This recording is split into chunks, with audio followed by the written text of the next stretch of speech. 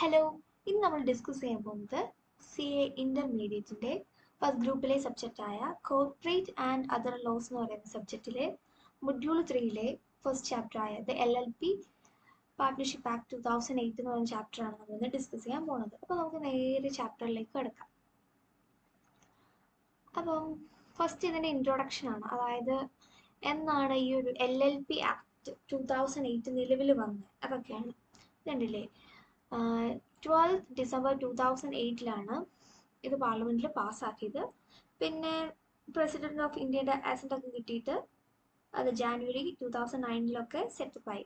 അപ്പം സത്യത്തിൽ നമ്മൾ പറയുമ്പോൾ ആക്ടിൻ്റെ നെയിം എന്ന് പറയുന്നത് ലിമിറ്റഡ് ലയബിലിറ്റി പാർട്ട്ണർഷിപ്പ് ആക്ട് 2008, അതായത് LLP ആക്ട് 2008 എന്നാണ്. അപ്പം ഇത് നിലവിൽ വന്ന ഡേറ്റ് ആണിത്. ജസ്റ്റ് ഒന്ന് നമ്മളൊന്ന് ഓർത്തിരിക്കുക, ഇങ്ങനെ വല്ലതും ചോദിച്ചു കഴിഞ്ഞാൽ നമുക്ക് എഴുതാമല്ലോ. പിന്നെ ഈ ആക്ടിൻ്റെ പ്രത്യേകത എന്ന് പറയുന്നത് ഇതിൽ 81 സെക്ഷൻസ് ഉണ്ട്, പിന്നെന്താണ് 4 ഷെഡ്യൂൾസും ഉണ്ട്. അപ്പോൾ ടോട്ടലി ഇതിൽ 81 സെക്ഷൻസും ഉണ്ട്, 4 ഷെഡ്യൂൾസും ഉണ്ട്. ഇതൊക്കെയാണിത്, അതായത് ആക്ട് നിലവിൽ വന്ന അതിൻ്റെ ഒരു ഇൻട്രൊഡക്ഷൻ ആണ് ജസ്റ്റ് ഇതിൽ കൊടുത്തേക്കണത്. അപ്പോൾ നമ്മൾ പഠിച്ചു ഇതിൽ 4 ഷെഡ്യൂൾസ് ഉണ്ട്. അപ്പം എന്തൊക്കെയാണ് ഈ 4 ഷെഡ്യൂൾസ്?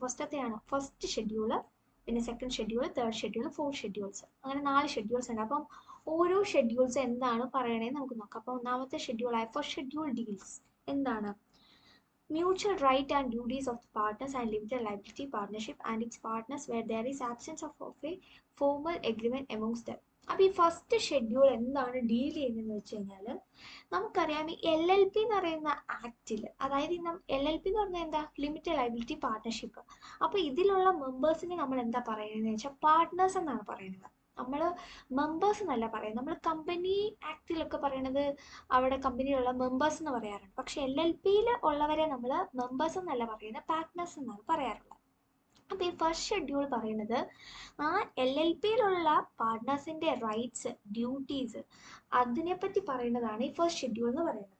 അപ്പം അവിടെയുള്ള പാർട്ട്നേഴ്സിൻ്റെ ഒക്കെ ഡ്യൂട്ടീസ് എന്താണ്, റൈറ്റ്സ് എന്താണ്, അതുപോലെ തന്നെ പാർട്ട്നേഴ്സും LLPയും തമ്മിലുള്ള ഒരു എന്താ, അവർ തമ്മിലുള്ള ബന്ധം എന്താണ്, അവർ തമ്മിലുള്ള ഒരു എഗ്രിമെൻ്റ് എന്താണെന്നൊക്കെയാണ്.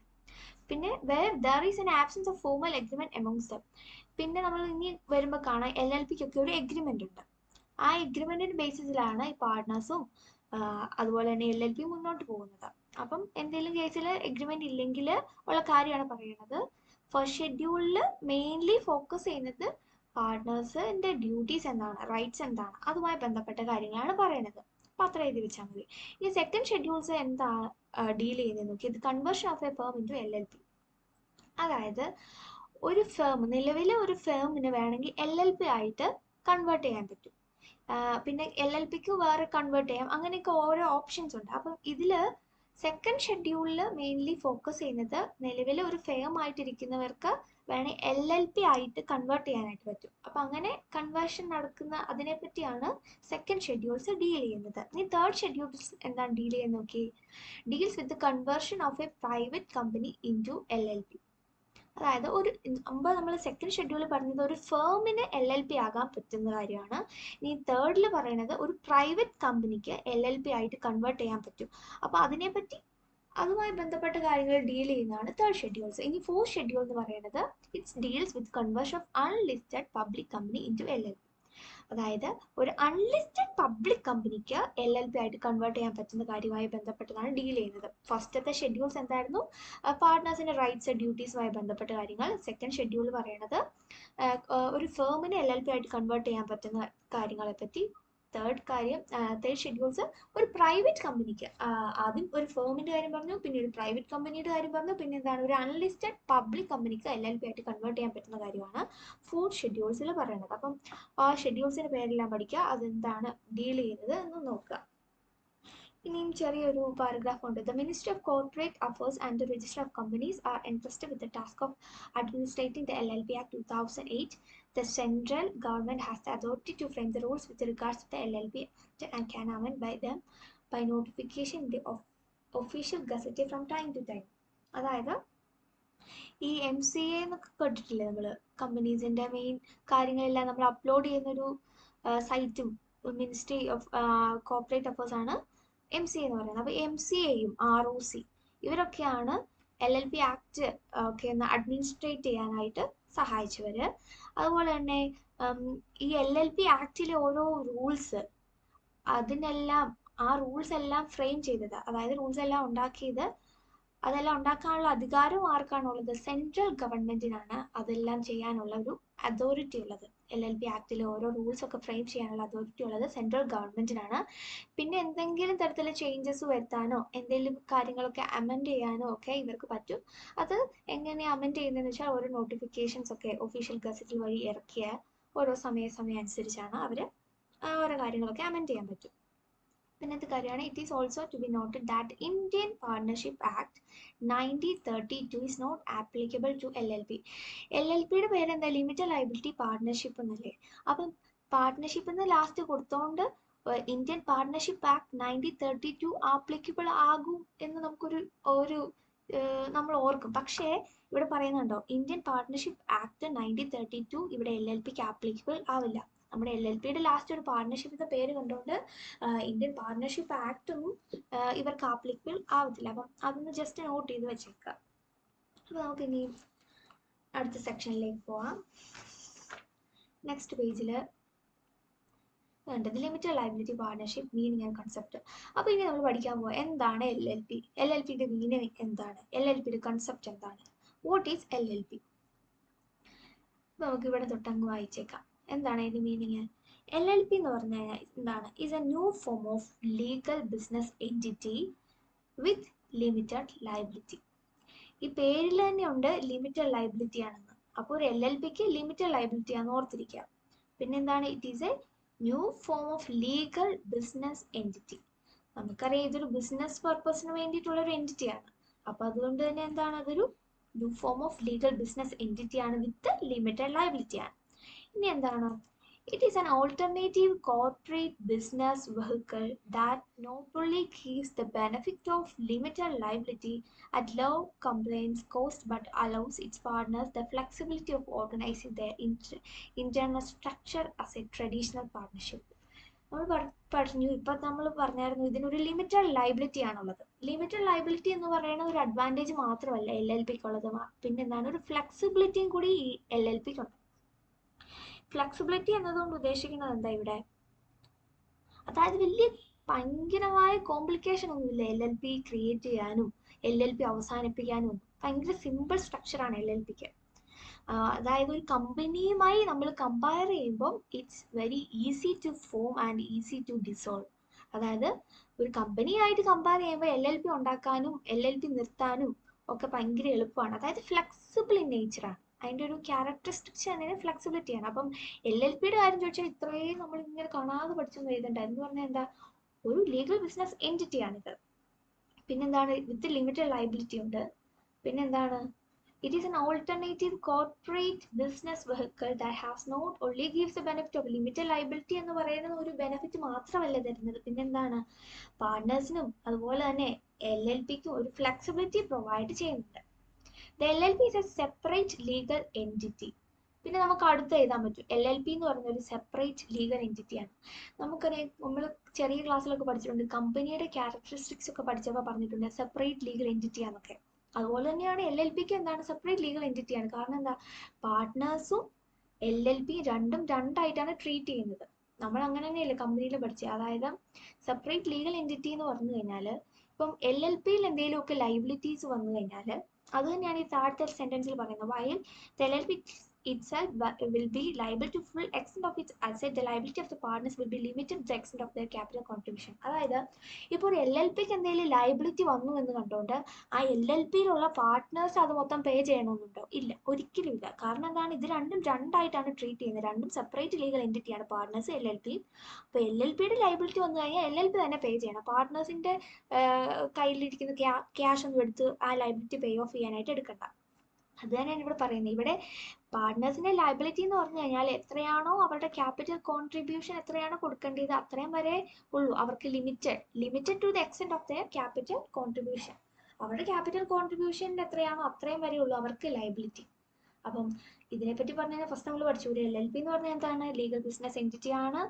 അവർക്ക് ലിമിറ്റഡ് ലയബിലിറ്റി ഉണ്ട്. പിന്നെ ഒരു സെപ്പറേറ്റ് ലീഗൽ എൻറ്റിറ്റി ആണ്.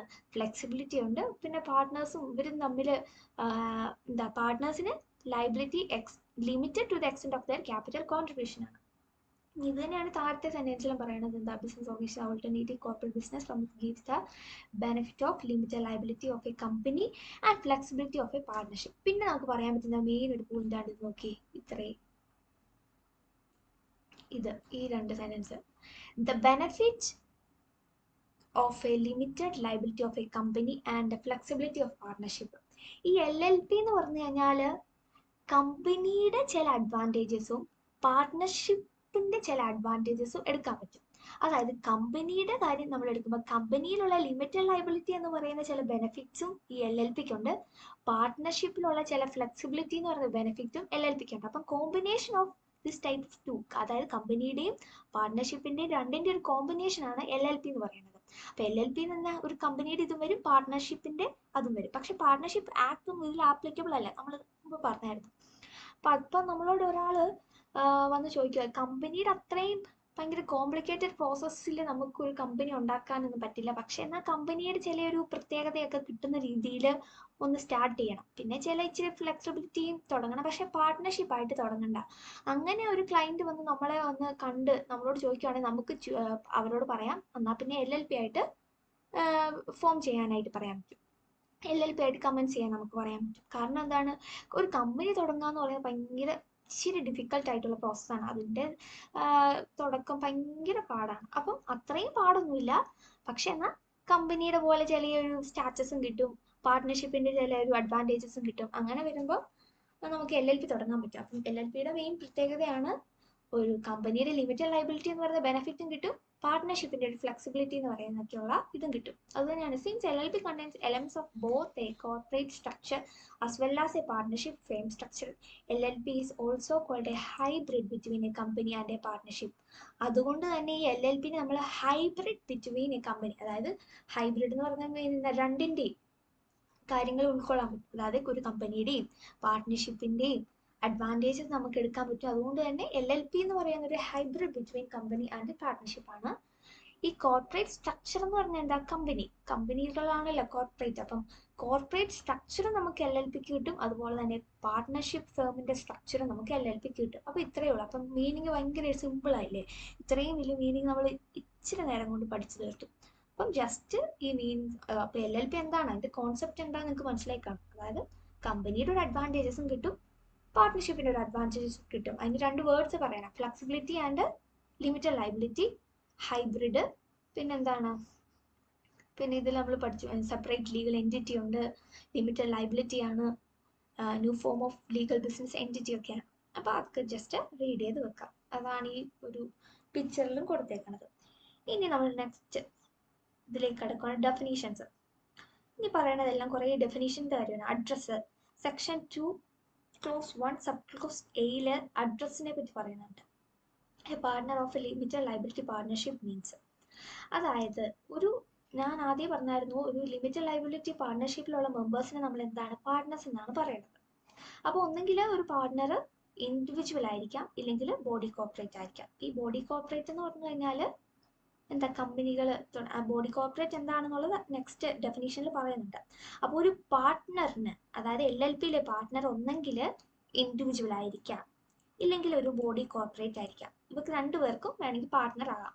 അപ്പം അങ്ങനെ ഈ രണ്ട് പാർട്ട്നേഴ്സിനെ, അതായത് ഒരു ഇൻഡിവിജ്വലിനെ ബോഡി കോർപ്പറേറ്റിനെ കമ്പനിയിലല്ല LLPയിലെ പാർട്ട്നേഴ്സ് ആയിരുന്നാൽ അവരുടെയൊക്കെ അഡ്രസ്സ് കൊടുക്കണം. അപ്പോൾ ഒരു ഇൻഡിവിജ്വൽ വന്നു കഴിഞ്ഞാൽ ഇൻഡിവിജ്വലിന്റെ അഡ്രസ്സ് എന്തായിരിക്കണം? അവരുടെ റെസിഡൻഷ്യൽ അഡ്രസ്സ്, അതായത് ഇൻഡിവിജ്വൽ, അതായത് നമ്മളെ പോലുള്ള ആൾക്കാർ എവിടെയാണോ താമസിക്കുന്നത് അവരുടെ റെസിഡൻഷ്യൽ അഡ്രസ്സ് ആയിരിക്കണം അവിടെ കൊടുക്കേണ്ടത്. പിന്നെ ബോഡി കോർപ്പറേറ്റ് എന്ന് പറഞ്ഞാൽ എന്താ, കമ്പനികൾ. അപ്പോൾ അവരുടെ അഡ്രസ്സ് എന്ന് പറഞ്ഞു കഴിഞ്ഞാൽ അവരുടെ ഓഫീസ് എവിടെയാണോ രജിസ്റ്റർ ചെയ്തേക്കുന്നത് നമ്മുടെ രജിസ്റ്റേർഡ് ഓഫീസ് ആയിരിക്കും അവിടുത്തെ അഡ്രസ്സ്. രണ്ടാമത്തെ ഡെഫിനേഷനാണ് ബോഡി കോർപ്പറേറ്റ്.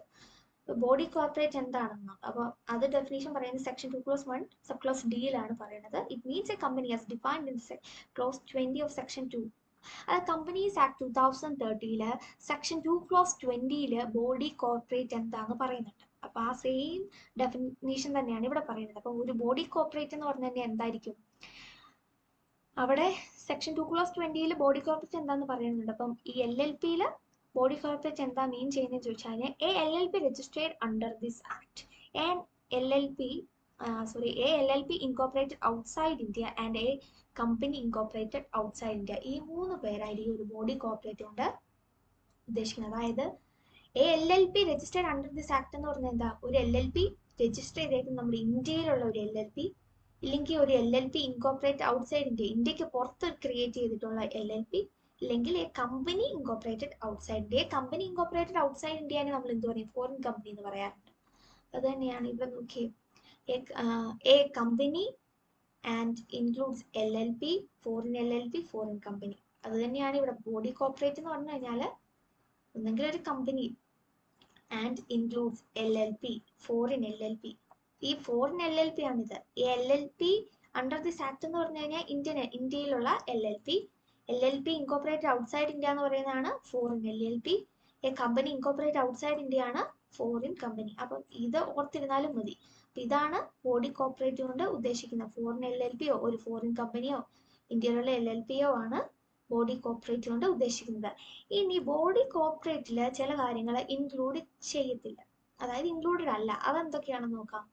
ഒരു കോർപ്പറേഷൻ സോള്, ഒരു കോർപ്പറേറ്റീവ് സൊസൈറ്റീസ്, അല്ലെങ്കിൽ എന്താ any other body corporate which the central government made by notification officer specify in this behalf. അതായത് ഈ കോർപ്പറേറ്റ് സോള്, ഒരു കോർപ്പറേറ്റീവ് സൊസൈറ്റീസ്, ഇല്ലെങ്കിൽ വേറെ ഏതെങ്കിലും ബോഡി കോർപ്പറേറ്റുകൾ, അതായത് സെൻട്രൽ ഗവൺമെന്റ് എന്തെങ്കിലും വേറെ കമ്പനികൾ എന്തെങ്കിലും ഡിഫൈൻ ചെയ്തിട്ടുണ്ടെങ്കിൽ അവരും ബോഡി കോർപ്പറേറ്റിൽ വരത്തില്ല. അപ്പോൾ ഈ 3 പേര് മാത്രമേ ബോഡി കോർപ്പറേറ്റിൽ വരത്തുള്ളൂ. ബാക്കി ഉള്ളവരൊന്നും ബോഡി കോർപ്പറേറ്റ് എന്ന് പറഞ്ഞ ഡെഫിനിഷനിൽ വരില്ല. ആരൊക്കെയാണ്? ഒരു കോർപ്പറേറ്റ് സൊസൈറ്റി, കോർപ്പറേഷൻ സോള്, മറ്റ് ബോഡി കോർപ്പറേറ്റുകൾ, ഏതെങ്കിലും കാര്യങ്ങൾ സെൻട്രൽ ഗവൺമെന്റ് നോട്ടിഫിക്കേഷൻ വഴി പറഞ്ഞിട്ടുണ്ടെങ്കിൽ അവരും വരില്ല. ബാക്കി എല്ലാവരും വരും. ബാക്കി ആ 3 പേരും നമ്മുടെ ബോഡി കോർപ്പറേറ്റ് ആണ്. അടുത്തെന്താണ്? ബിസിനസ് ആണ്. ബിസിനസ് എന്ന് പറഞ്ഞാൽ എന്താ നമുക്കറിയാലോ. Business, trade, profession, services, occupation, അതൊക്കെയാണ്. അത് ജസ്റ്റ് റീഡ് ചെയ്ത് നമ്മൾ ഇതിൽ മെയിൻ ആയിട്ടുള്ള ഡെഫിനീഷൻസ് ഒക്കെ നോക്കുന്നുള്ളൂ. പിന്നെ ചാർട്ടേഡ് അക്കൗണ്ട്സ് ജസ്റ്റ് ഒന്ന് റീഡ് ചെയ്യുക.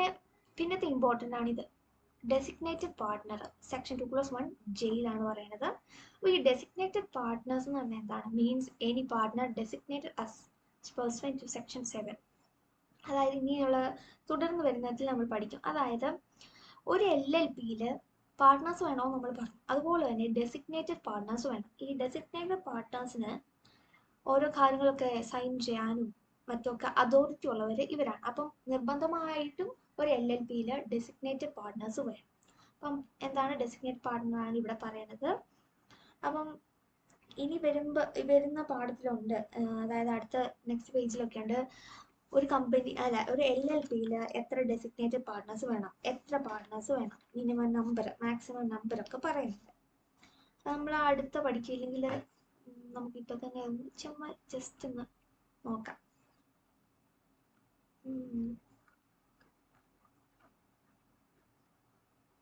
ഇത് കണ്ടില്ലേ? Minimum and maximum number of partners. Every LLP shall have at least 2 partners, shall also have at least 2 individuals as designated partners, of whom at least one shall be resident in India. There is no maximum limit on the partners in LLP. ഇത് കണ്ടില്ലേ? അതായത് എല്ലാ LLPക്കും at least 2 പാർട്ട്നേഴ്സിലും വേണം. അതായത് maximum number ഒന്നും പറഞ്ഞിട്ടില്ല, at least 2 partners വേണം. അതുപോലെ തന്നെ at least 2 individuals as designated partners ആയിരിക്കണം. അതായത് 2 പാർട്ട്നേഴ്സ് വേണമെന്ന് പറഞ്ഞു. അതിലെ 2 പേരെ ഡെസിഗ്നേറ്റഡ് പാർട്ട്നേഴ്സ് ആക്കി വെക്കണം. ആ 2 ഡെസിഗ്നേറ്റഡ് പാർട്ട്നേഴ്സ് ആക്കേണ്ടിവർ എന്ന് പറയുന്നത് ഇൻഡിവിജ്വൽ ആയിരിക്കും. നമ്മൾ ആദ്യം പഠിച്ചായിരുന്നു, പാർട്ട്നേഴ്സ് ഒന്നെങ്കിൽ ബോഡി കോർപ്പറേറ്റിനും ആകാം, ഇൻഡിവിജ്വൽസിനും ആകാം. ഇൻഡിവിജ്വൽസിനെ ആക്കിയാലും ബോഡി കോർപ്പറേറ്റ് ഉണ്ടെങ്കിലും ഒരു ഡെസിഗ്നേറ്റഡ് പാർട്ട്നേഴ്സ് ആകാൻ പറ്റുന്നത് ഇൻഡിവിജ്വലിന് മാത്രമേ ആകാൻ പറ്റുള്ളൂ. ഈ ബോഡി കോർപ്പറേറ്റിനൊന്നും ഡെസിഗ്നേറ്റഡ് പാർട്ട്നേഴ്സ് ആകാൻ പറ്റില്ല. അപ്പോൾ ഒരു കമ്പനിയിൽ 2 ഡെസിഗ്നേറ്റഡ് പാർട്ട്ണർ ആകണമെങ്കിൽ മിനിമം 2 ഇൻഡിവിജ്വൽസ് വേണം. പിന്നെ ബോഡി കോർപ്പറേറ്റ് ഇരുന്നോട്ടെ, കുഴപ്പമില്ല. ഇപ്പം അങ്ങനെ വരണമെങ്കിൽ 3 പേരുണ്ടെങ്കിൽ 2 ഇൻഡിവിജ്വൽസും ഒരു ബോഡി കോർപ്പറേറ്റും വേണം. ഇപ്പോൾ ഒരു കമ്പനിയിൽ ഒരു ബോഡി കോർപ്പറേറ്റ് ഇൻഡിവിജ്വൽ മാത്രമേ ഉള്ളൂ, അറ്റ്ലീസ്റ്റ് 2 മെമ്പേഴ്സിനെ നമ്മൾ വെച്ചു. അങ്ങനെയാണെങ്കിൽ നമുക്ക് 2 ഡെസിഗ്നേറ്റഡ് പാർട്ട്നേഴ്സിനെ ഇവരെ ആക്കാൻ പറ്റില്ല, ബോഡി കോർപ്പറേറ്റിന് ആകാൻ പറ്റില്ല. അപ്പോൾ നമ്മൾ ഒരു ഇൻഡിവിജ്വലിനെയും കൂടി പാർട്ട്ണറാക്കി എടുക്കണം. കാരണം 2 ഇൻഡിവിജ്വൽ വേണം ഡെസിഗ്നേറ്റഡ് പാർട്ട്നേഴ്സ് ആക്കാനായിട്ട്. Of whom at least one shall be resident India. മാത്രം ഒരു കണ്ടീഷനും കൂടി ഉണ്ട്, ഇൻഡിവിജ്വൽസിന് മാത്രമേ ഡെസിഗ്നേറ്റഡ് പാർട്ട്നേഴ്സ് ആക്കാൻ പറ്റൂ, അതും 2 പേരെ. ആ 2-ൽ ഒരാൾ ഇന്ത്യൻ റെസിഡന്റും കൂടി ആയിരിക്കണം. There is no maximum limit on the partners in LLP. കണ്ടില്ലേ, മാക്സിമം ലിമിറ്റ് ഒന്നും പറഞ്ഞിട്ടില്ല, പക്ഷേ അറ്റ്ലീസ്റ്റ് 2 പേര് വേണം. അതുപോലെ തന്നെ അറ്റ്ലീസ്റ്റ് 2 ഇൻഡിവിജ്വൽസിനെ ഡെസിഗ്നേറ്റഡ് പാർട്ട്നേഴ്സും ആക്കണം. ബോഡി കോർപ്പറേറ്റിന് ഒരിക്കലും ഡെസിഗ്നേറ്റഡ് പാർട്ട്നേഴ്സ് ആകാൻ പറ്റില്ല. പിന്നെ അതിലെ ഒരാളെന്ന് പറയുന്നത്, അതായത് ഡെസിഗ്നേറ്റഡ് പാർട്ട്നേഴ്സിൽ ഒരാൾ റെസിഡന്റ് ഇൻ ഇന്ത്യ ആയിരിക്കണം. അതാണ് ഡെസിഗ്നേറ്റഡ് പാർട്ട്നേഴ്സിന്. അപ്പം ഡെസിഗ്നേറ്റഡ് പാർട്ട്നേഴ്സ് എന്താണെന്ന് വെച്ചാൽ ഇങ്ങനെ പറഞ്ഞാൽ അറ്റ്ലീസ്റ്റ് 2 ഡെസിഗ്നേറ്റഡ് പാർട്ട്നേഴ്സ് നമുക്ക് വേണം. അതിൽ ഒരാളെന്ന് പറയുന്നത് 2 ഇൻഡിവിജ്വൽ ആയിരിക്കണം, അതിൽ ഒരാൾ റെസിഡന്റ് ഇൻ ഇന്ത്യ ആയിരിക്കണം. അത് നമ്മൾ ഈ ഡെഫിനേഷനിൽ എഴുതിയാൽ മതി.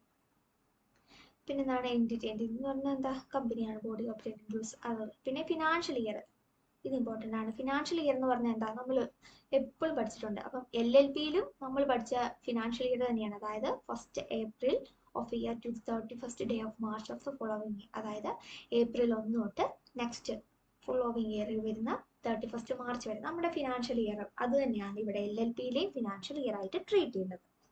പിന്നെ എന്താ ഉള്ളത്, ഫോറിൻ LLP ഉണ്ട്. ഫോറിൻ LLP എന്ന് പറഞ്ഞു കഴിഞ്ഞാൽ എന്താ, LLP it is incorporated or registered outside India. ഇന്ത്യക്ക് പുറത്ത് ഇൻകോർപ്പറേറ്റ് ചെയ്തിട്ടുള്ളതായിരിക്കണം ഫോറിൻ LLP, പക്ഷേ ഇന്ത്യയിൽ ഒരു പ്ലേസ് ഓഫ് ബിസിനസ് ഉണ്ടായിരിക്കും. പിന്നെ limited liability partnership, limited liability partnership agreement. അതായത് ഞാൻ പറഞ്ഞായിരുന്നു, ഒരു LLP സ്റ്റാർട്ട് ചെയ്യുമ്പോൾ അവർക്ക് എഗ്രിമെന്റ് വേണമെന്ന് പറഞ്ഞായിരുന്നു. പക്ഷേ ഈ LLP എഗ്രിമെന്റ് എന്ന് പറയുന്നത് മാൻഡേറ്ററി ആണ്. അതുപോലെ തന്നെ ഇതൊരു റിട്ടൺ ആയിട്ടുള്ള എഗ്രിമെന്റ് ആണ്. It means any written agreement. അതായത് ഈ LLPയിലെ എഗ്രിമെന്റ് എപ്പോഴും റിട്ടൺ ആയിട്ടുള്ള എഗ്രിമെന്റ് ആണ്. ഈ എഗ്രിമെന്റ് എന്ന് പറയുന്നത് between the partners of the LLP. ഒന്നെങ്കിൽ ആ എഗ്രിമെന്റ് എന്ന് പറയുന്നത് LLPയിലുള്ള പാർട്ട്നേഴ്സ് തമ്മിലുള്ള, അവർ തമ്മിൽ between the partners of the LLP ആയിരിക്കാം, ഇല്ലെങ്കിൽ LLPയും പാർട്ട്നേഴ്സും തമ്മിലുള്ളതായിരിക്കാം. ഇതിൽ മെയിൻലി പറയുന്നത് എന്താ, mutual right and duties of the partners and their rights and duties of relation to LLP. അതായത് LLPയുമായി ബന്ധപ്പെട്ട് അവർക്ക് കിട്ടുന്ന റൈറ്റ്സ്, ഡ്യൂട്ടീസ്, അതുപോലെ തന്നെ അവർക്ക് LLPയോടുള്ള റൈറ്റ്സ്, ഡ്യൂട്ടീസ് എല്ലാം ഈ എഗ്രിമെന്റിൽ മെൻഷൻ ചെയ്തിരിക്കും. ഈ എഗ്രിമെന്റ് എന്ന് പറയുന്നത് ഒരു റിട്ടൺ ആയിട്ടുള്ള എഗ്രിമെന്റ് ആണ്. ഒന്നെങ്കിൽ അത് പാർട്ട്നേഴ്സ് തമ്മിലുള്ള എഗ്രിമെന്റ്, ഇല്ലെങ്കിൽ LLP പാർട്ട്നേഴ്സും തമ്മിലുള്ള എഗ്രിമെന്റ് ആണ്. ഈ LLPയിലെ എഗ്രിമെന്റ് എന്ന് പറയുന്നത് മാൻഡേറ്ററി ആണ്, നിർബന്ധമായിട്ടും വേണം. അപ്പം എഗ്രിമെന്റിന്റെ ബേസ് ചെയ്താണ് ഓരോ കാര്യങ്ങളൊക്കെ നടക്കുന്നത്. The first schedule shall be applicable for all matters not covered by the agreement. Mutual right and duties partner under right and duties. നമ്മൾ പറഞ്ഞത് ഫസ്റ്റ് ഷെഡ്യൂൾ എന്തുമായിട്ടാണ് ഡീൽ ചെയ്യുന്നത്, mutual right and duties of partners നമ്മൾ പറഞ്ഞായിരുന്നു. അപ്പോൾ അതൊക്കെ തന്നെയുള്ളൂ. അപ്പം എഗ്രിമെന്റ് എന്ന് പറഞ്ഞാൽ മാൻഡേറ്ററി ആണ്, അത് റിട്ടൺ ആയിട്ടുള്ള എഗ്രിമെന്റ് ആണ്. അപ്പം അതിൽ റൈറ്റ്സും ഡ്യൂട്ടീസും ഒക്കെ പറയുന്നുണ്ട്.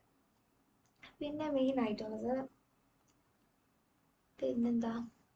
പിന്നത്തെയാണ് സ്മോൾ ലിമിറ്റഡ് ലയബിലിറ്റി പാർട്ട്ണർഷിപ്പ് എന്ന് പറയുന്നത്. ഈ small limited liability partnership section 2+1T. It means a limited liability partnership, the contribution of which does not exceed 25 lakh rupees or such higher amount not exceeding 5 crore rupees as may be prescribed.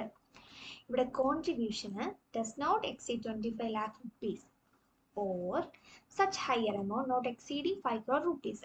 പിന്നെ ഇവിടുത്തെ turn ഓവറിന്റെ case പറയുന്നത് എന്താണ്, turn over as per the statement of accounts and solvency for the immediately preceding financial year does not exceeding 40 lakh rupees or such higher amount not exceeding 50 crore rupees as may be prescribed. Which means such other requirement as may be prescribed and fulfills such terms and conditions as may be prescribed. അതായത് limited liability partnership എന്ന് പറഞ്ഞാൽ എന്താണ്, അവരുടെ ചില conditions ആണ്. അതായത് കോൺട്രിബ്യൂഷന്റെ case പറയുന്നുണ്ട്, turn ഓവറിന്റെ case പറയുന്നുണ്ട്, പിന്നെ മറ്റു കാര്യങ്ങൾ പറയുന്നുണ്ട്. അപ്പോൾ ഇതിലെ കോൺട്രിബ്യൂഷൻ എത്ര വേണം, does not exceed 25 lakh rupees or such higher amount not exceeding 5 crore rupees. അതായത് 25 lakh to 25 ലാഖും 5 ക്രോറുമാണ് ഇവിടെ ലിമിറ്റ് പറഞ്ഞിരിക്കുന്നത്. ടേൺ ഓവർ എന്ന് പറയുന്നത് ഇവിടെ എന്താണ്, സ്റ്റേറ്റ്മെന്റ് ഓഫ് അക്കൗണ്ട് സോൾവൻസി. നമുക്കറിയാം statement of P and L പോലെ LLPയിലെ statement of accounts and solvency എന്നാണ് പറയുന്നത്. അതിൽ ടേൺ ഓവർ പ്രിസ്ക്രൈബ് ചെയ്തിട്ടുള്ളത് ഇമ്മീഡിയറ്റ്ലി പ്രിസീഡിങ് ഫിനാൻഷ്യൽ ഇയർ, അതായത് നമ്മുടെ തൊട്ട് തലേ, നമ്മൾ എപ്പോഴാണോ നോക്കണത് അതിന്റെ തൊട്ട് തലേ ഫിനാൻഷ്യൽ ഇയറിൽ എത്രയാണോ ടേൺ ഓവർ, അത് does not exceed 40 lakh rupees and not exceeding 50 crore rupees. അതാണ് അതിന്റെ ലിമിറ്റ് പറഞ്ഞത്. അതിവിടെ ഒരു ചെറിയൊരു ടേബിൾ കൊടുത്തിട്ടുണ്ട്. Turnover for immediately preceding financial year എന്ന് പറയുന്നത് അപ് ടു 40, അതായത് കോൺട്രിബ്യൂഷൻ എന്ന് പറയുന്നത് up to 25 lakh and turnover എന്ന് പറയുന്നത് അപ് ടു 40 lakh വരെ ആയിരിക്കും. പിന്നെ ബാക്കി കാര്യങ്ങൾ അപ്പം അതൊന്നും അതിന്റെ ലിമിറ്റ്, ഈ റേറ്റ് ഒന്ന് ഓർത്തിരിക്കുക. കോൺട്രിബ്യൂഷന്റെ 25 lakh വരെ, ടേൺ ഓവർ എന്ന് പറയുന്നത് 40 lakh വരെ, പിന്നെ മറ്റു കാര്യങ്ങൾ. അപ്പം ഇങ്ങനെ ഓർത്താൽ മതി. ഫസ്റ്റത്തെ 25 lakh to 5 crore, ഇവിടെ എന്ന് പറയുമ്പോൾ എന്താ 40 lakh to 50 crore വരും. ആ ലിമിറ്റ് ഒന്ന് ഓർത്തിരിക്കുക. അതിനെയാണ് നമ്മൾ സ്മോൾ ലിമിറ്റഡ് ലയബിലിറ്റി പാർട്ട്ണർഷിപ്പ് എന്ന് പറയുന്നത്. പിന്നെന്താ, ട്രൈബ്യൂണലിന്റെ കേസ് പറയുന്നുണ്ട്. ഇനി നോക്കി ക്യാരക്ടറിസ്റ്റിക്സ് ഓഫ് LLP. ഇത്രയും ക്യാരക്ടറിസ്റ്റിക്സ് ഇമ്പോർട്ടൻ്റ് ആണ്.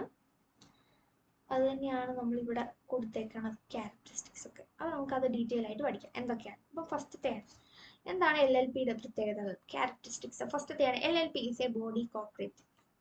LLP എന്ന് പറഞ്ഞു കഴിഞ്ഞാൽ ഒരു ബോഡി കോർപ്പറേറ്റ് ആണ്. അപ്പോൾ നമ്മൾ ബോഡി കോർപ്പറേറ്റ് എന്താണെന്ന് നമ്മൾ പഠിച്ചായിരുന്നു മുമ്പേ.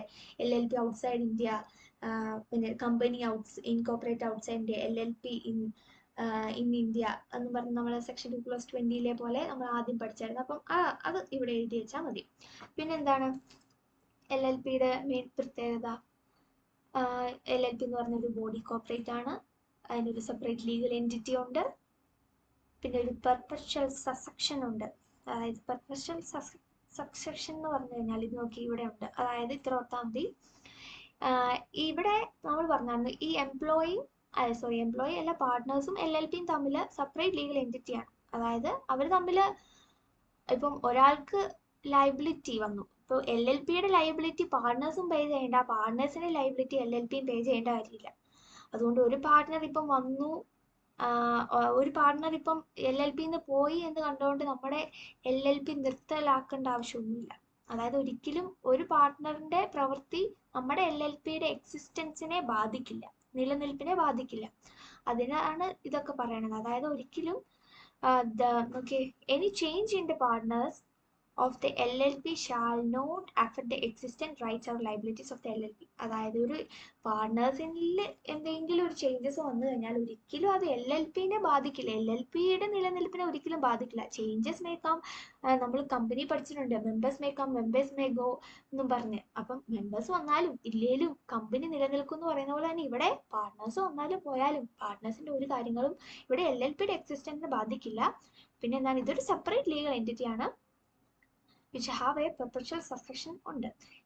ഇനി perpetual succession എന്താണെന്നാണ് സെക്കൻഡ് പോയിന്റ് പറയുന്നത്. അതാണ് ഇത് നോക്കി, LLP can continue to exist irrespective of changes in partners' death, insanity, retirement, insolvency of partners has no impact on the existence of LLP. അത് തന്നെയാണ് നമ്മൾ പറഞ്ഞത്. അതായത് LLPയിലെ ഉള്ള ഒരു പാർട്ട്നേഴ്സിന് എന്തെങ്കിലും ഡെത്ത് സംഭവിച്ചു, ഇൻസാനിറ്റി വന്നു, റിട്ടയർമെന്റ് വന്നു, ഇൻസോൾവൻസി വന്നു എന്ന് പറഞ്ഞുകൊണ്ട് ഒരിക്കലും LLPയുടെ എക്സിസ്റ്റൻസിനെ ബാധിക്കില്ല. LLP നിലനിൽക്കും, ഒരു തരത്തിലുള്ള കാര്യങ്ങൾ LLPനെ ബാധിക്കില്ല. അതുകൊണ്ട് തന്നെ it is capable of entering into contract and holding property in its own name. അതായത് LLPക്ക് ഒരു സെപ്പറേറ്റ് ലീഗൽ എൻറ്റിറ്റി ഉണ്ട്. അതുകൊണ്ട് തന്നെ അവർക്ക് ഒരു കോൺട്രാക്റ്റിൽ ഏർപ്പെടാനോ ഇല്ലെങ്കിൽ ഒരു പ്രോപ്പർട്ടി ഹോൾഡ് ചെയ്യാനോ, LLPയുടെ പേരിൽ ഒരു പ്രോപ്പർട്ടി വാങ്ങാനും അത് ഹോൾഡ് ചെയ്യാനും ഒക്കെയുള്ള അധികാരം നമ്മുടെ LLPക്കുണ്ട്. ഇനി മൂന്നാമത്തെയാണ് സെപ്പറേറ്റ് ലീഗൽ എൻറ്റിറ്റി. നമ്മൾ ഇത് തന്നെയാണ് കുറേ നേരമായിട്ട് പറഞ്ഞുകൊണ്ടിരിക്കുന്നത്. എല്ലാം സെയിം കണക്റ്റഡ് ആയിട്ടുള്ള പോയിന്റാണ്. നമ്മൾ പിന്നെ അങ്ങ് എഴുതി വെച്ചാൽ മതി, സെപ്പറേറ്റ് ഓരോരോ പോയിന്റ് ആക്കി എഴുതി വെച്ചാൽ മതി. എല്ലാത്തിൻ്റെയും ഒരു അകത്തെ ഡെഫിനേഷൻ ഇറ്റ്സ് വെരി സിമിലർ ആണ്. അപ്പം സെപ്പറേറ്റ് ലീഗൽ എൻറ്റിറ്റി എന്ന് പറഞ്ഞു കഴിഞ്ഞാൽ എന്താ, section 3 of LLP Act provides the LLP is a body corporate formed and incorporated under this act. It is a legal entity separate from that of its partners. അതായത് പാർട്ട്നേഴ്സുമായിട്ട് എപ്പോഴും separate ആയിട്ടിരിക്കും. The LLP is liable to full extent of its asset, but liability of the partners is limited to their agreed contribution in LLP. In the otherwise, creditors of LLP shall be creditors of LLP. അതായത് LLPക്ക് creditors ഉണ്ടെങ്കിൽ ഇപ്പൊ LLPക്ക് കടം തന്നവർക്ക് തിരിച്ച് LLP കടം കൊടുക്കണമല്ലോ. LLPക്കുള്ള liabilities ഒക്കെ LLP പേ ചെയ്യണം. അതിന് പാർട്ട്നേഴ്സിന്റെ കയ്യിൽ നിന്ന് വാങ്ങി പാർട്ട്നേഴ്സിനെ കൊണ്ട് പേ ചെയ്യിപ്പിക്കാനൊന്നും പറ്റില്ല. കാരണം LLPക്കുള്ളത് LLPയുടെ ആണ്, പാർട്ട്നേഴ്സുമായിട്ട് ഒരു ബന്ധമില്ല. ഇപ്പൊ പാർട്ട്നേഴ്സിന് ലൈബിലിറ്റി ഉണ്ടെങ്കിൽ അത് LLP പേ ചെയ്യേണ്ട ആവശ്യമില്ല. അപ്പൊ പാർട്ട്നേഴ്സിന്റെ ലൈബിലിറ്റി എന്ന് പറയുന്നത് എത്രയാണോ അവരുടെ എഗ്രീഡ് കോൺട്രിബ്യൂഷൻ അത്രയും വരെ ആയിട്ട് അവർക്ക് ലിമിറ്റഡ് ആയിട്ട് ലൈബിലിറ്റി ആയിരിക്കും പാർട്ട്നേഴ്സിനുള്ളത്. അത് തന്നെയാണ്. അപ്പോൾ സെയിം സാധനം തന്നെ, സെപ്പറേറ്റ് ലീഗൽ എൻറ്റിറ്റിയാണ്. പിന്നെ മ്യൂച്വൽ ഏജൻസി എന്ന് പറഞ്ഞു കഴിഞ്ഞാൽ എന്താ, all partners will be the agent of the LLP, allow no one partner can bind the other partner by his act. അതായത് മ്യൂച്വൽ ഏജൻസി എന്ന് പറഞ്ഞു കഴിഞ്ഞാൽ ഇവിടെ പാർട്ട്നേഴ്സ് ഉണ്ടല്ലോ, അപ്പോൾ എല്ലാ പാർട്ട്നേഴ്സും LLPയുടെ ഏജന്റ് ആകണം. പക്ഷേ ഒരിക്കലും എല്ലാ പാർട്ട്നേഴ്സ് തമ്മിൽ ഏജന്റ് അല്ല. അതായത് LLPയുടെ ഏജൻസ് ആണ് എല്ലാ പാർട്ട്നേഴ്സും, പക്ഷേ പാർട്ട്നേഴ്സുകൾ തമ്മിൽ ഏജന്റ് അല്ല. കാരണം എന്താണ്, ഇപ്പൊ ഒരു പാർട്ട്ണർ ഒരു തെറ്റ് ചെയ്തു എന്ന് വെച്ചുകൊണ്ട് ബാക്കിയുള്ള പാർട്ട്നേഴ്സ് എല്ലാം ലൈബിൾ ആയിരിക്കും? ഇല്ല. അതുകൊണ്ടാണ് ഇവിടെ പറയുന്നത് no one partner can bind the other partner by his act. അതായത് ഒരു പാർട്ട്ണർ എന്തെങ്കിലും തെറ്റ് ചെയ്തു എന്ന് വെച്ച് ബാക്കി വരുന്ന എല്ലാ പാർട്ട്നേഴ്സും അത് ലൈബിൾ ആകുകയും അതിന്റെ ഭവിഷ്യത്ത് അനുഭവിക്കേണ്ടതായിട്ടൊന്നും വരില്ല. അപ്പൊ ഈ ഒരു മ്യൂച്വൽ ഏജൻസിയാണ്. എല്ലാ പാർട്ട്നേഴ്സും LLPയുടെ ഏജന്റ് ആണ്, പക്ഷേ LLPയുടെ ഏജന്റ് ആണെന്ന് വെച്ചോണ്ട് അതിൽ ഒരു പാർട്ട്ണർ തെറ്റ് ചെയ്തുകൊണ്ട് ആ ബാക്കിയുള്ള പാർട്ട്നേഴ്സും ശിക്ഷിക്കപ്പെടണം എന്നൊന്നുമില്ല. അതാണ് ഇതുകൊണ്ട് ഉദ്ദേശിക്കുന്നത് മ്യൂച്വൽ ഏജൻസി. ഇനി LLP എഗ്രിമെന്റ് നമ്മൾ മുമ്പ് പഠിച്ചു. അതായത് ഒരു LLP എഗ്രിമെന്റ് വേണം, റിട്ടൺ ആയിട്ടുള്ള എഗ്രിമെന്റ് വേണം. ആ എഗ്രിമെന്റ് എന്ന് പറയുന്നത് പാർട്ട്നേഴ്സ് തമ്മിലുള്ള എഗ്രിമെന്റ് ആണ്. അതിൽ റൈറ്റ്സും ഡ്യൂട്ടീസും ഒക്കെ മെൻഷൻ ചെയ്തിട്ടുള്ള അതൊക്കെയാണ് മെയിൻലി പറയുന്നത്. അത് മുമ്പ് പഠിച്ചതും അത് തന്നെ എഴുതി വെച്ചാൽ മതി. പിന്നെ ആർട്ടിഫിഷ്യൽ ലീഗൽ പേഴ്സൺ എന്ന് പറഞ്ഞു കഴിഞ്ഞാൽ എന്താ ഉദ്ദേശിക്കുന്നത്? വായിക്കാം. LLP is an artificial legal person ആണ്, because it is created by legal process and is clothed with all right of an individual. അതായത് ഒരു LLP ഉണ്ടായത് എങ്ങനെയാണ്? ക്രിയേറ്റഡ് ബൈ ലോ ആണ്. അതായത് ലീഗൽ പ്രോസസ്സിലൂടെ ലോയാൽ ക്രിയേറ്റ് ചെയ്തിട്ടുള്ളതാണ് നമ്മുടെ LLP എന്ന് പറയുന്നത്. അതുകൊണ്ട് തന്നെ LLPനെ നമ്മൾ പറയുമ്പോൾ ഒരു ഇൻഡിവിജ്വലിനുള്ള എല്ലാ റൈറ്റും LLPക്കും ഉണ്ട്. അതുകൊണ്ട് തന്നെ അതിന് നമ്മൾ ആർട്ടിഫിഷ്യൽ ആയിട്ടുള്ള ലീഗൽ പേഴ്സൺ ആണ്. കാരണം എന്താണ്, ആർട്ടിഫിഷ്യൽ ലീഗൽ പേഴ്സൺ എന്ന് പറഞ്ഞു കഴിഞ്ഞാൽ ഒരു നമ്മൾ ഉണ്ടാക്കിയെടുത്തതാണ്, അല്ലാണ്ട് നേരെ ജനിച്ചതൊന്നും അല്ല LLP. അതുകൊണ്ടാണ് അതിനെ ആർട്ടിഫിഷ്യൽ ലീഗൽ പേഴ്സൺ എന്ന് പറയുന്നത്. അപ്പോൾ ഒരു ഇൻഡിവിജ്വലിനുള്ള എല്ലാ തരത്തിലുള്ള റൈറ്റ്സ് ഉണ്ട്. ഇൻഡിവിജ്വലിനുള്ള എല്ലാ റൈറ്റ് എന്ന് പറഞ്ഞു കഴിഞ്ഞാൽ എന്താ, it can do everything which any natural person can do. അതായത് ഒരു നാച്ചുറൽ ആയിട്ടുള്ള ഒരു പേഴ്സൺ ചെയ്യുന്ന എല്ലാ കാര്യങ്ങളും ചെയ്യാൻ പറ്റും, പക്ഷേ ചില കാര്യങ്ങളൊന്നും ചെയ്യാൻ പറ്റത്തില്ല. അതായത് പേഴ്സണിന് മാത്രം ചെയ്യാൻ പറ്റുന്ന ചില കാര്യങ്ങളാണ്. അതായത് ഇപ്പൊ എന്തെങ്കിലും തെറ്റ് ചെയ്താൽ നമ്മൾ ജയിലിൽ പോകും. പിന്നെ ഓത്തെടുക്കാൻ എന്തെങ്കിലും സത്യം ചെയ്യുക, പിന്നെ ഡിവോഴ്സ്, പിന്നെന്താണ് എന്തെങ്കിലും പ്രൊഫഷൻ ചെയ്യുക, CA, മെഡിസിൻ തുടങ്ങിയ പ്രൊഫഷനൊക്കെ ചെയ്യാൻ പറ്റുന്ന ആർക്കാ? മനുഷ്യന്മാർക്കല്ലേ ചെയ്യാൻ പറ്റുള്ളൂ. കല്യാണം കഴിക്കാനും ഡിവോഴ്സ് ചെയ്യാനും ഒക്കെ നമ്മുടെ LLPക്ക് പറ്റൂല്ല. അപ്പം പേഴ്സണ് ചെയ്യാൻ പറ്റുന്ന എല്ലാ റൈറ്റ്സും ഒക്കെ ചെയ്യാൻ പറ്റും, പക്ഷെ ഇങ്ങനത്തെ കാര്യങ്ങളൊന്നും ചെയ്യാൻ പറ്റില്ല. അത് നമുക്ക് ചുമ്മാ നാച്ചുറൽ ആയിട്ട് തന്നെ നമുക്ക് കാര്യങ്ങൾ അറിയാം. അപ്പം നമ്മൾ എഴുതുമ്പോൾ ഇങ്ങനെയൊക്കെ എഴുതി വെച്ചാൽ ഇച്ചിരി വലിയ ആൻസർ ആയിട്ടിരിക്കും. അപ്പം LLP എന്ന് പറഞ്ഞു കഴിഞ്ഞാൽ ഒരു ആർട്ടിഫിഷ്യൽ ലീഗൽ പേഴ്സൺ ആണ്. ഒരു ഇൻഡിവിജ്വലിന് കിട്ടുന്ന എല്ലാ റൈറ്റ്സും ഉണ്ട്, പക്ഷെ ഇങ്ങനത്തെ കാര്യങ്ങളൊന്നുമില്ല. ജയിലിൽ പോകാനോ ഓത്തെടുക്കാനോ മാരേജ് ചെയ്യാനോ ഡിവോഴ്സ് ചെയ്യാനോ ഇങ്ങനെ CA പഠിക്കാനോ മെഡിസിൻ ചെയ്യാനോ അങ്ങനത്തെ കാര്യങ്ങളൊന്നും പറ്റത്തില്ല. കാരണം എന്താ, LLP എന്ന് പറഞ്ഞാൽ ഒരു ഇൻവിസിബിൾ ആണ്, ഇൻടാഞ്ചിബിൾ ആണ്. ഇൻടാഞ്ചിബിൾ നമുക്ക് പറയാം, കാണാനും തൊടാനും ഒന്നും പറ്റത്തില്ല. ഇമ്മോർട്ടൽ ആണ്. സോ ലോയാൽ ക്രിയേറ്റ് ചെയ്തിട്ടുള്ള ഒന്നാണ് ലീഗൽ പേഴ്സൺ ആണ് LLP. അപ്പോൾ ഇൻഡിവിജ്വൽ റൈറ്റ്സ് ഒക്കെ ഉണ്ട്. അതായത് നമ്മൾ ആദ്യം പഠിച്ചായിരുന്നു പ്രോപ്പർട്ടി ഒക്കെ ഹോൾഡ് ചെയ്യാനുള്ള റൈറ്റ് ഉണ്ട്. സ്വന്തം പേരിൽ ഒരു പ്രോപ്പർട്ടി വാങ്ങാനും ലൈബിലിറ്റി പേ ചെയ്യാനും ക്യാൻ ബി സൂഡ്, അതൊക്കെ നമുക്ക് ചെയ്യാൻ പറ്റും. പക്ഷെ ഇങ്ങനത്തെ കാര്യങ്ങളൊന്നും ചെയ്യാൻ പറ്റില്ല. പക്ഷെ ഇൻഡിവിജ്വലിന്റെ എല്ലാ തരത്തിലുള്ള റൈറ്റ്സും ഉണ്ട്. പിന്നെ എന്താണ്, കോമൺ സീൽ ഉണ്ട്. അതായത് LLP being an artificial person can act through its partners and designated partners. നമ്മൾ പഠിച്ചായിരുന്നു പാർട്ട്നേഴ്സ് വഴിയും ഡെസിഗ്നേറ്റഡ് പാർട്ട്നേഴ്സ് ഒക്കെ വഴിയാണ് LLP പ്രവർത്തിക്കുന്നത്. അല്ലാതെ LLP തന്നെ പ്രവർത്തിക്കുന്നില്ല. അതിൽ പാർട്ട്നേഴ്സും ഡെസിഗ്നേറ്റഡ് പാർട്ട്നേഴ്സ് വഴിയാണ് LLP പ്രവർത്തിക്കുന്നത്. LLP may have a common seal. അതായത് LLPക്ക് വേണമെങ്കിൽ ഒരു കോമൺ സീല് വെക്കാം. If it decide to have one that's not mandatory for L L P to have a common seal. അതായത് വേണമെങ്കിൽ നമുക്കൊരു കോമൺ സീൽ എൽ എൽ പിക്ക് വെക്കാം, അങ്ങനെ മാൻഡേറ്ററി ഒന്നുമല്ല. പക്ഷേ എഗ്രിമെന്റിന്റെ കേസ് പറഞ്ഞപ്പോൾ എന്താ മാൻഡേറ്ററി ആണ്, എഗ്രിമെന്റ് നിർബന്ധമായിട്ടും വേണം, പക്ഷേ കോമൺ സീൽ വേണമെന്നൊന്നുമില്ല, വെച്ചാൽ കൊള്ളാം, അത്രേ ഉള്ളൂ. It shall remain under the custody of some responsible official and shall be affixed the presence of at least 2 designated partners of the L L P. ഇനി ഒരു കോമൺ സീൽ ഉണ്ടെങ്കിൽ അത് വെക്കണമെങ്കിൽ ചില കാര്യങ്ങളൊക്കെ ഉണ്ട്. കസ്റ്റഡി ഓഫ് സം റെസ്പോൺസിബിൾ ആയിട്ടുള്ള ഒഫീഷ്യലിൻ്റെ അടുത്ത് വേണം നമ്മളത് വെക്കാനായിട്ട്. കോമൺ സീൽ വെക്കുമ്പോൾ at least 2 designated partners of the L L പിയുടെ 2 ഡെസിഗ്നേറ്റഡ് പാർട്ട്നേഴ്സിൻ്റെ പ്രസൻസിലൊക്കെ വേണം നമ്മൾ ഈ കോമൺ സീൽ വെക്കാനും ഒക്കെ. ഇനി ലിമിറ്റഡ് ലയബിലിറ്റി ആണ്. അത് മുമ്പ് നമ്മൾ പഠിച്ചത് തന്നെ. Every partner of L L P, purpose of business L L P, agent of L L P. Agent of L L പിയുടെ ഏജന്റ് ആണ് എല്ലാ പാർട്ട്നേഴ്സും, പക്ഷേ but not of other partners. അതായത് പാർട്ട്നേഴ്സുകൾ തമ്മിൽ ഏജന്റ് അല്ല, എൽ എൽ പിയുടെ ഏജന്റ്സ് ആണ് പാർട്ട്നേഴ്സ്. അതായത് ഒരു പാർട്ട്ണർ എന്തെങ്കിലും തെറ്റ് ചെയ്തെന്നും പറഞ്ഞുകൊണ്ട് എല്ലാ പാർട്ട്നേഴ്സും ഒന്നും അത് അഫക്റ്റ് ചെയ്യേണ്ട ആവശ്യമില്ല. അതാണ് ഇവിടെ ഉദ്ദേശിക്കുന്നത്. പിന്നെ പാർട്ട്നേഴ്സിന്റെ ലയബിലിറ്റി എന്ന് പറഞ്ഞു കഴിഞ്ഞാൽ അവർ എത്രയാണ് എഗ്രീഡ് കോൺട്രിബ്യൂഷൻ ചെയ്യാന്ന് പറഞ്ഞാൽ അത്രേ ഉള്ളൂ അവരുടെ ലയബിലിറ്റി. പിന്നെ എന്താണ് such contribution may be tangible intangible nature of both. അതൊക്കെ ഉള്ളൂ, നമ്മൾ പഠിച്ചൊക്കെ തന്നെ ഉള്ളൂ. ഭയങ്കര എളുപ്പമാണ്, ഇത്രയും ക്യാരക്ടറിസ്റ്റിക്സ് ഉണ്ടെങ്കിലും എല്ലാം നമുക്ക് അറിയാവുന്ന കാര്യങ്ങളൊക്കെ തന്നെ ഉള്ളൂ. ഇനി എന്താണ് management of business. The partners in L L P are entitled to manage the business of L L P but only the designated partners are responsible for legal compliances. നമ്മൾ പറഞ്ഞു ഈ എൽ എൽ പിയിലെ കാര്യങ്ങളൊക്കെ ചെയ്യണത് ആരാ, പാർട്ണേഴ്സും designated പാർട്ണേഴ്സും ആണ്. അപ്പോൾ ഇവിടെ എൽ എൽ പിയുടെ പാർട്ട്നേഴ്സിന്റെ മെയിൻ കാര്യം എന്ന് പറഞ്ഞു കഴിഞ്ഞാൽ എൽ എൽ പിയുടെ ബിസിനസ് ഒക്കെ മാനേജ് ചെയ്യുക എന്ന റോളാണ് പാർട്ട്നേഴ്സിനുള്ളത്. പക്ഷേ ഈ ഡെസിഗ്നേറ്റഡ് പാർട്ട്നേഴ്സ് ആണ് എന്തെങ്കിലും ലീഗൽ കംപ്ലയൻസസ്, എൽ എൽ പിയുടെ എന്തെങ്കിലും ലീഗലി ആയിട്ടുള്ള കാര്യങ്ങളിൽ ലീഗൽ കംപ്ലയൻസസ് ഒക്കെ ചെയ്യാനായിട്ട് റെസ്പോൺസിബിൾ ആയിട്ടുള്ളത് ആരാണ്, ഡെസിഗ്നേറ്റഡ് പാർട്ട്നേഴ്സ് ആണ്. പാർട്ട്നേഴ്സ് ആകെ ചെയ്യേണ്ടത് അവിടുത്തെ ബിസിനസ് ഒക്കെ ഒന്ന് മാനേജ് ചെയ്താൽ മതി, പക്ഷേ ബാക്കി ലീഗൽ കംപ്ലയൻസസ് ഒക്കെ ചെയ്യാനുള്ള റെസ്പോൺസിബിലിറ്റി ആരാണ്, ഡെസിഗ്നേറ്റഡ് പാർട്ട്നേഴ്സ് ആണ്. ഡെസിഗ്നേറ്റഡ് പാർട്ട്നേഴ്സ് നമ്മൾ പറഞ്ഞു ഇതിൻ്റെ അടുത്ത് 2 അറ്റ്ലീസ്റ്റ് 2 ഇൻഡിവിജ്വൽസ് വേണം, പിന്നെന്താണ് ഒരാൾ റെസിഡന്റ് ആയിരിക്കണം, അതൊക്കെ. ഇനി അടുത്ത എന്താ, business for profit only. Business for profit only എന്ന് പറഞ്ഞാൽ എന്തായിരിക്കും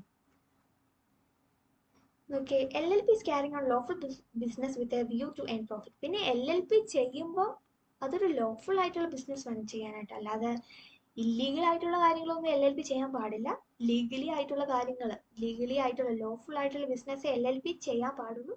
പിന്നെ എൽ എൽ പി ചെയ്യുമ്പോൾ with a view to earn profit, profit earn ചെയ്യുക എന്ന ലക്ഷ്യത്തോടെ വേണം എൽ എൽ പി ഫോം ചെയ്യാനായിട്ട്. അല്ലാണ്ട് ഒരു ചാരിറ്റബിൾ ആയിട്ടുള്ള പർപ്പസിന് വേണ്ടിയിട്ടോ നോൺ ഇക്കണോമിക് പർപ്പസിന് വേണ്ടിയിട്ടോ ഒന്നും എൽ എൽ പി തുടങ്ങാൻ പറ്റില്ല. കാരണം എന്താ, അങ്ങനെ ചാരിറ്റബിൾ പർപ്പസിന് വേണ്ടി തുടങ്ങേണ്ടതാണ് എൽ എൽ പി അല്ല. നമുക്ക് ലാഭം കിട്ടുക എന്ന ലക്ഷ്യത്തോടു കൂടി തന്നെ തുടങ്ങേണ്ടതാണ് എൽ എൽ പി. അപ്പം ലോഫുൾ ആയിട്ടുള്ള കാര്യവും ചെയ്യണം, അതുപോലെ തന്നെ നമ്മൾ പ്രോഫിറ്റും ഏൺ ചെയ്യണം. എക്കണോമിക് ആയിട്ടുള്ള പർപ്പസിന് വേണ്ടിയിട്ട് വേണം നമ്മൾ എൽ എൽ പി ഫോം ചെയ്യാനായിട്ട്. പിന്നെ investigations. The central government shall have the power to investigate the affairs of LLP by appointment of co-beach authority for the purpose. അതായത് എൽ എൽ പിയുടെ ഓരോ അഫേഴ്സ് സംഭവങ്ങളൊക്കെ ഇൻവെസ്റ്റിഗേറ്റ് ചെയ്യാനുള്ള പവർ ഉള്ളത് central government ആണ്. Central government അതിന് വേണ്ടിയിട്ട് ഒരു കോമ്പീറ്റന്റ് അതോറിറ്റീനെയൊക്കെ അപ്പോയിന്റ് ചെയ്യും. പിന്നെ കോംപ്രമൈസ് ഓർ എഗ്രിമെന്റ് അറേഞ്ച്മെന്റ്, അതായത് any compromise or agreement including merger and amalgamation of L L P shall be in accordance with the provisions of the L L P act. അതായത് L L P ആക്ടിൽ പറയുന്നത് പോലെ വേണം എന്തെങ്കിലും മെർജറോ അല്ലെങ്കിൽ എന്താണ് അമാൽഗമേഷൻസോ ഒക്കെ ചെയ്യണമെങ്കിൽ provisions of the L L P act 2008 പ്രകാരം വേണം ഇതെല്ലാം ചെയ്യാനായിട്ട്. പിന്നെ എന്താ, conversion into L L P. ഒരു private company or unlisted public company would be allowed to convert it into LLP in accordance with the provisions of LLP Act 2008. ഇതുപോലെ തന്നെ മെർജറും അമാൽഗമേഷനും ചെയ്യേണ്ടത് എന്താ, എൽ എൽ പി ആക്ട് പ്രകാരം വേണം. അതുപോലെ തന്നെ ഒരു ഫേമോ ഒരു പ്രൈവറ്റ് കമ്പനിയോ ഒരു അൺലിസ്റ്റഡ് പബ്ലിക് കമ്പനികളോ എൽ എൽ പി ആയിട്ട് കൺവേർട്ട് ചെയ്യണമെങ്കിലും നമ്മൾ എൽ എൽ പി ആക്ട് 2008 പ്രകാരം അതിനോടനുബന്ധിച്ചുള്ള ആക്ട് പറയണത് പോലെ വേണം നമ്മൾ ഇതൊക്കെ കൺവേർട്ട് ചെയ്യാനായിട്ട്. ഇതെവിടെയും നമ്മൾ പറഞ്ഞപ്പോൾ കേട്ടായിരുന്നു, ഒരു firm private company unlisted public കമ്പനിയൊക്കെ കൺവേർഷൻ ചെയ്യുന്നത് ഏത് ഷെഡ്യൂൾസാണ് ഡീൽ ചെയ്ത് നമ്മൾ ആദ്യം പഠിച്ചായിരുന്നു. Second schedule, third schedule, fourth ഷെഡ്യൂളൊക്കെ ഡീൽ ചെയ്യുന്നത് ഈ കാര്യങ്ങളെ പറ്റിയാണ്. അപ്പോൾ ഇതൊക്കെ നമ്മൾ ക്യാരക്ടറിസ്റ്റിക്സിൽ ഇങ്ങനെ തള്ളി അങ്ങ് എഴുതി വെച്ചാൽ മതി. ഈ അടുത്ത 15ാമത്തെ പോയിന്റ് ആണ് ഈ ഫയലിംഗ് ഓഫ് ഡോക്യുമെന്റ്സ് എന്ന് പറയുന്നത്. അതായത് എന്താണ്, every form of or application of document required to be filed or delivered under the Act and rules made thereunder shall be filed in computer readable electronic form on its website www.mca.gov.in. അതായത് LLPക്ക് ആവശ്യമായിട്ടുള്ള documents, applications, forms ഇതെല്ലാം നമ്മൾ file ചെയ്യേണ്ടത് ഏത് സൈറ്റിലാണ്? MCAയുടെ സൈറ്റിലാണ് നമ്മളിതെല്ലാം file ചെയ്യേണ്ടത്. അത് readable ആയിട്ടുള്ള electronic ഫോമിൽ വേണം അതൊക്കെ ഫയൽ ചെയ്യാനായിട്ട്. പിന്നെ എന്താണ് that is authenticated by a partner or designated partner of LLP by the use of electronic or digital signature. അതായത് സൈറ്റിൽ നമ്മൾ അപ്ലോഡ് ചെയ്യുന്ന ഇതൊക്കെ അവിടുത്തെ ഡെസിഗ്നേറ്റഡ് പാർട്ട്നേഴ്സും ഒക്കെ അത് ഒതൻറ്റിക്കേറ്റ് ചെയ്യണം. അതായത് ഇലക്ട്രോണിക് ഫോമിൽ വേണം നമ്മൾ എല്ലാ ഫോംസും ഡോക്യുമെൻറ്റും ഒക്കെ ഫയൽ ചെയ്യണം. ആ ഫയൽ ചെയ്യേണ്ടത് നമ്മൾ ഏത് സൈറ്റിലാണ്? MCAയുടെ സൈറ്റിലാണ്. സൈറ്റ് എൻ്റെ നെയിമാണിത്. അപ്പോൾ ഈ സൈറ്റിൽ വേണം നമ്മൾ ഫയൽ ചെയ്യാനായിട്ട്. ഓക്കെ. പിന്നെ രണ്ടാമത്തെ കാര്യമാണ് ഫോറിൻ LLP എന്ന് പറയുന്നത്.